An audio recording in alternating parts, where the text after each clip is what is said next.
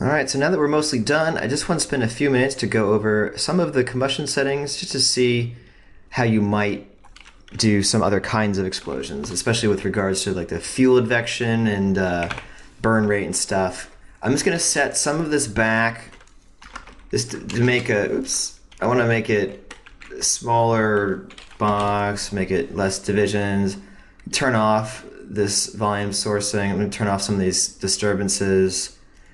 This should be fine. I just want to not have it be. I want it to be a pretty quick sim, just so you get the idea of changing around some of the stuff and what you can get with that. So this is what we had been doing. Of course, we've had this long explosion, like this kind of long jet of flame that continues to burn.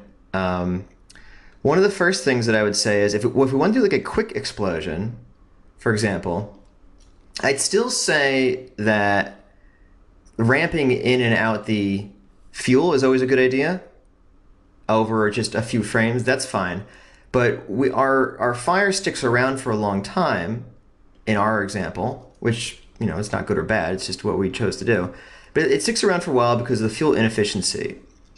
Remember that burn rate is basically how much of everything it adds into the sim, and fuel inefficiency is kind of the complement to that, which is how much of the fuel does it leave behind.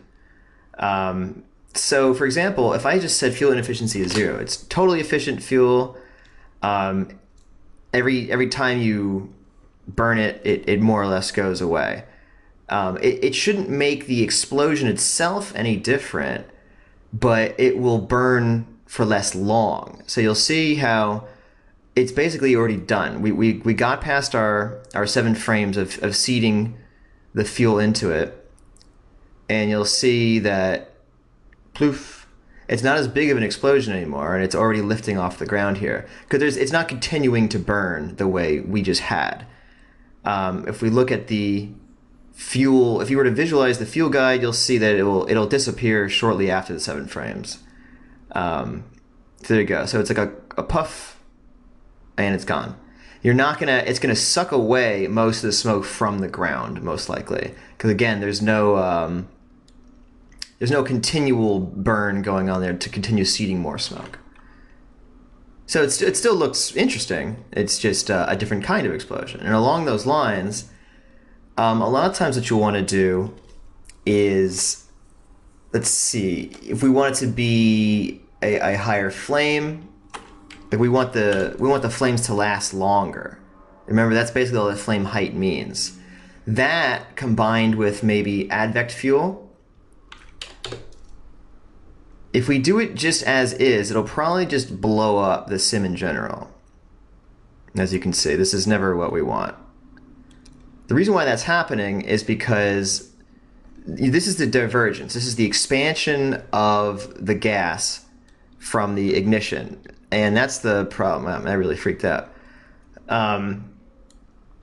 That's this here. The burn contribution is 1. And remember, burn is right where the ignition happens, and the flame is the flame to travel up.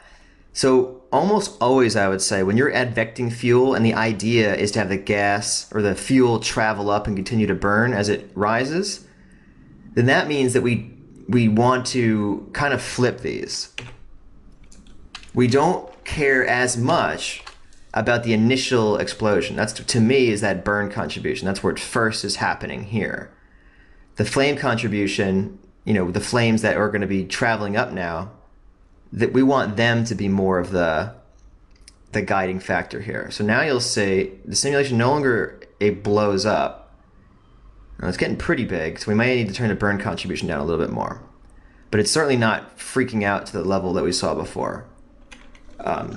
Having this should definitely do the trick. So now what we'll see is a much smaller explosion. It's traveling up. It's continuing to burn as it moves up. Now it's not moving that far. The flames are lasting a while because we put the flames up to 12. It's not going up that far now. It's probably not going up that far because, yes, the buoyancy lift is pretty low right now. Even the default is more up at 5. So now you'll really see that lift, And remember, it's lifting the actual fuel with it now. See how it's not burning on the ground? Now we really have a cut away from the ground. So we have a poof. You can imagine you'd want things like this all the time. Again, like a poof coming out of the back of a car, maybe like from an exhaust pipe, something like that, where it's not continuing to burn at the source. It's something shot out, and the fireball is going up on its own. Maybe a magical spell or something like that too. So I'm going to stop that, and I want to show you in particularly what the fuel is doing here. See how it's actually moving. And it's moving all the way up into the sim. It's moving because we told it to advect completely on this thing here. Fuel at 1. That's good if you want this fire to stay at the front edge of the thing here. So cool. I mean, so this is already a very, very radically different thing than what we've been doing, where we had this big explosion on the ground here that made like a mushroom cloud. So you can see how that's not what we're getting here. That's like a big bomb thing. This is more of a poof, a smaller thing. Still something that's going to come up a lot. You might have a big battle sequence where there's like hundreds of these things going on. Maybe you'll wedge this and just duplicate them all over your battlefield or something. So you can see how these little changes here will greatly affect it. I might put the temperature up really high now. Maybe I want it to release even more. Basically, by turning the burn rate up, we're going to release more gas and more temperature. So now it's going to be a more of a violent effect here. So now it should travel farther, maybe be a little hotter. Also remember that whenever you're doing this stuff, we can always we can change around the visualization. So like right now, I feel like I want to double that, so that maybe that looks a little more glowing the way I would expect it to. And remember, we turned off a bunch of our. Normally, I wouldn't really want to see it so smooth like that, but this is just for the sake of argument right now, just to give you an idea. Turning all those disturbances and such back on should fix that. Cool. Yeah, it's this. You could do a little project. You could wedge all these things together just to see the different kinds of stuff that you're going to get. Again, if you wanted to do both of these things, maybe you wanted an initial explosion and a travel up, maybe you might start creeping that back up. So you'll see probably a bigger explosion here at the base now. And now the burn is happening all throughout because the fuel is coming up and the temperature is coming up. So the burn is also still being triggered. But by turning the burn down and the flame contribution up, the flame is the traveling thing. That's kind of saying, hey, focus more on the after effects of it than always the initial burn. So it's going to have some burn contribution the whole way through. This is too much now, but you can see how sensitive even this can be. Cool. We could also bring some of the fuel inefficiency back in, because this way it'll travel with the simulation as we saw, it's being advected.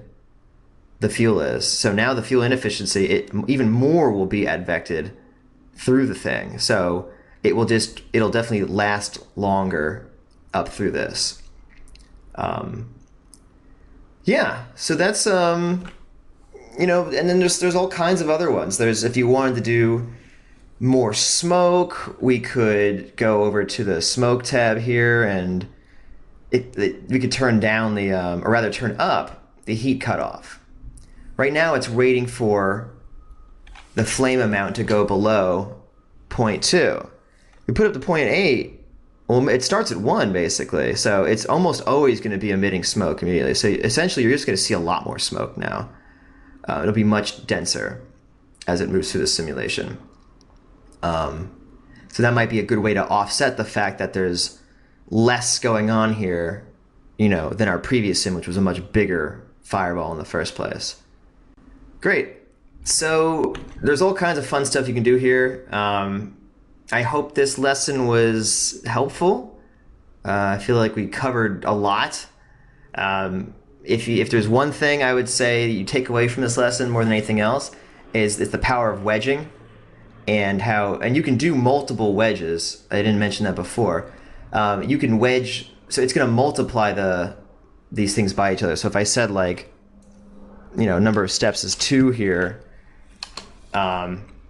maybe this one drives the resolution of the sim, on the divisions here, and this one drives your seed or something. You're going to get 2 times 5 wedges, because it's going to do 5 of these wedges at the one step and 5 of the same wedges again at the other step. So these things will all multiply each other, and just play around with the settings, especially these being the main ones, and see how you can combine them to get wildly different effects. Cool. So next lesson, we're going to talk about rendering, and we're going to talk a little bit about compositing. Nothing crazy, but just how to do a lot of color correction things with regards to the fire and smoky smoke. Great. All right. Well, I will see you then. Bye-bye.